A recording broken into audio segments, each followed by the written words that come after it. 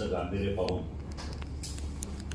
सरकारचं लक्ष वेधण्यासाठी उपोषण चालू केलं. उपोषण गेले 5 दिवस त्यांनी उपोषण घेतलं. आम्ही सगळ्यांनी त्या ठिकाणी भेटी दिल्या आणि भेटी दिल्यानंतर पाठिंबा देत असताना सगळ्यांची भावना एकच आहे, ज्या ह्या कार्यपद्धतीमध्ये सुधारणा झाली पाहिजे.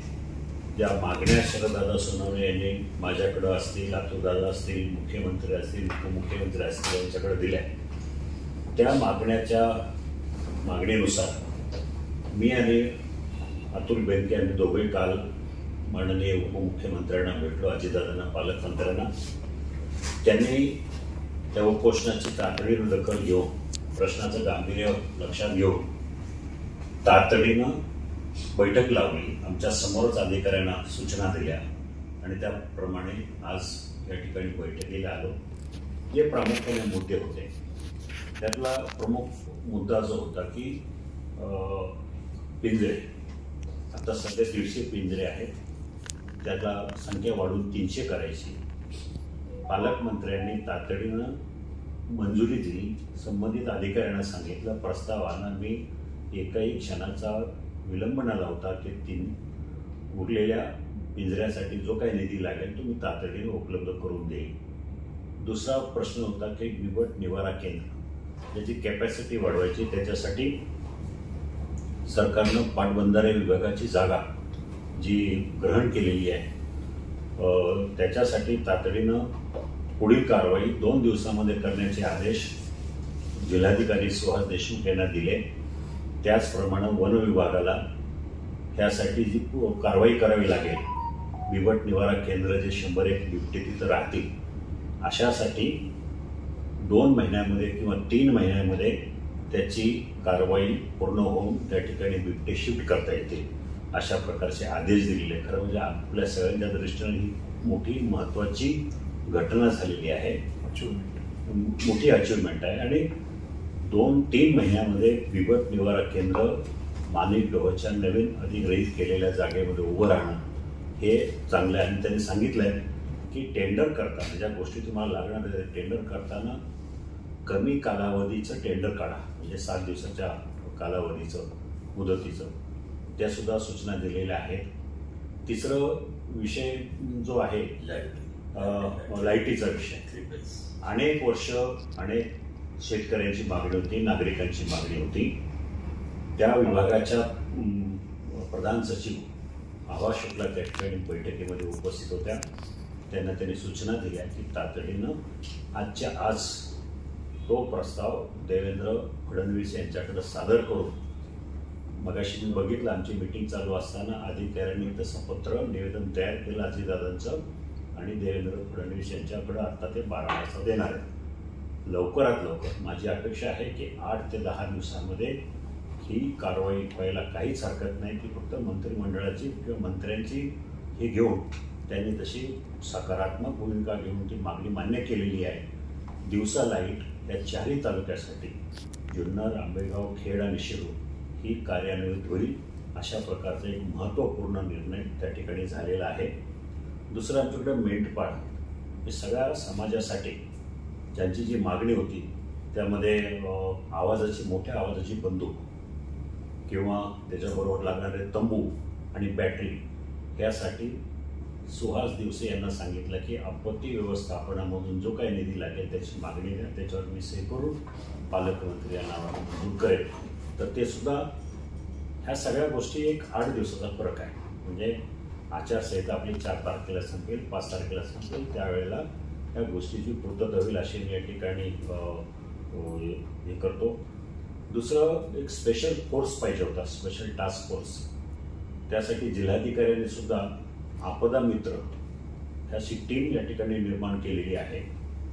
आम्ही मागणी केली, मी स्वतः, की बाकीच्या वन विभागाच्या परिक्षेत्रामध्ये कार्यरत असलेला स्टाफ पूल करून जुन्नरमध्ये आणावा, जेणेकरून काही ठिकाणी त्याचे शिबिर, म्हणजे त्याला कॅम्प घ्यावे.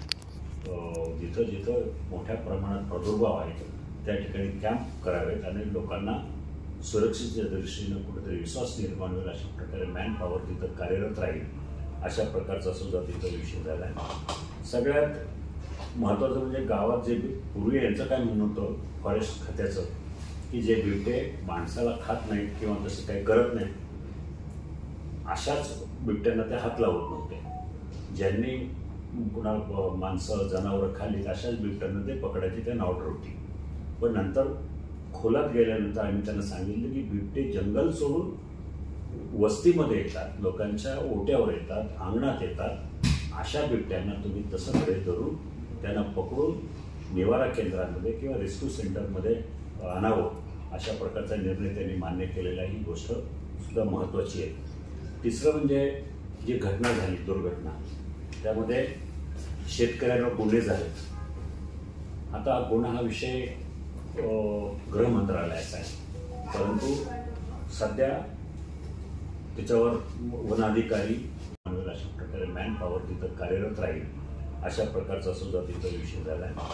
सगळ्यात महत्त्वाचं म्हणजे गावात जे पूर्वी यांचं काय म्हणणं होतं फॉरेस्ट खात्याचं की जे बिबटे माणसाला खात नाहीत किंवा तसं काही करत नाहीत अशाच बिबट्यांना ते हात लावत नव्हते.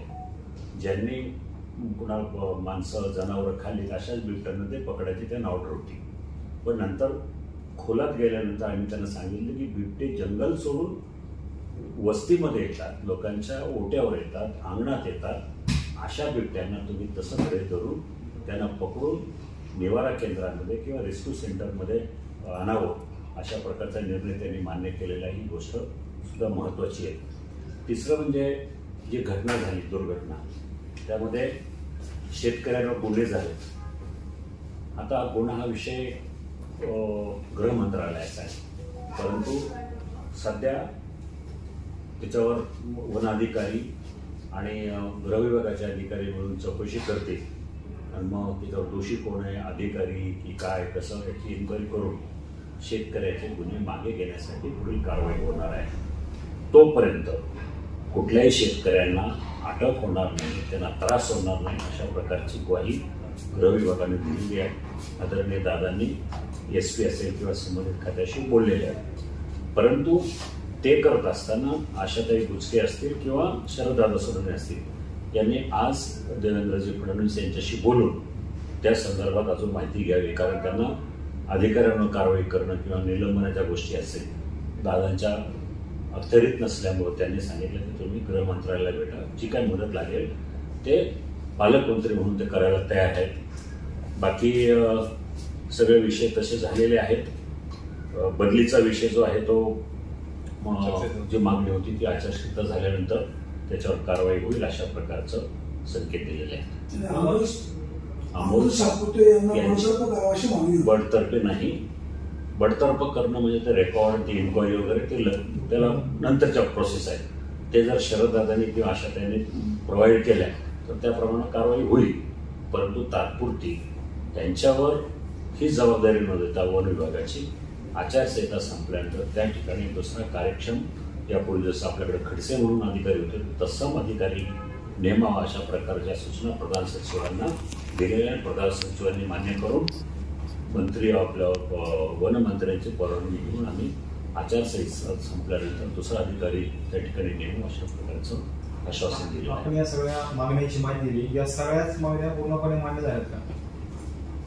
हो, आता तुम्हाला ते सांगितलं ना डिटेल जे झाले मीटिंग मध्ये मान्य ते सांगितलं. सर सगळं जो वस्तीत येईल तो आता यांना एक मिनिट बोलू का? नाही, आता तुम्हाला प्रश्न असा की तुम्ही शरददादाकडे घेऊन आलात, मग सगळ्या मागण्या मान्य झाल्यात, मग शरददादा उपोषण सोडणार आहेत का? तुमच्या काही सूचना असणार आहे? मानप्री सर, तुमच्या सगळ्यांच्या समोर विनंती आहे की आता या सगळ्या तुमच्या उपोषणाची दखल घेतली, गंभीर प्रश्न याची दखल घेऊन पालकमंत्री असेल आम्ही सगळ्यांनी ही बैठक लावली आणि बैठकीमध्ये सगळे निर्णय सकारात्मक झालेले आहेत. म्हणून मला ही विनंती आहे शरददादांनी त्या ठिकाणी उपोषण सोडावं. आम्हाला सगळ्यांची विनंती. हो, सगळ्यांची. हो दादा, सगळ्यांची विनंती आपल्याला आहे, उपोषण सोडावं. आपली भूमिका काय आहे? मी सन्मान्य अजितदादांचा सन्मान ठेवतो आणि विशेषत्वाने आपल्या सर्वांचे नेते आणि खासदार शिवाजीदादा पाटील यांनी जी विनंती केली त्याचा आदर करतो मी फार मनापासून. पण विषय असा आहे की जे आंदोलन छेडलं गेलं ते सर्वसामान्य जनतेतून छेडलं गेलं. लोक ज्यावेळेला तक्रार घेऊन आपल्याकडे आले त्यावेळेला खूप मोठा आक्रोश होता आणि गुन्हे दाखल झालेले ज्यावेळेला मुंबईतलं काम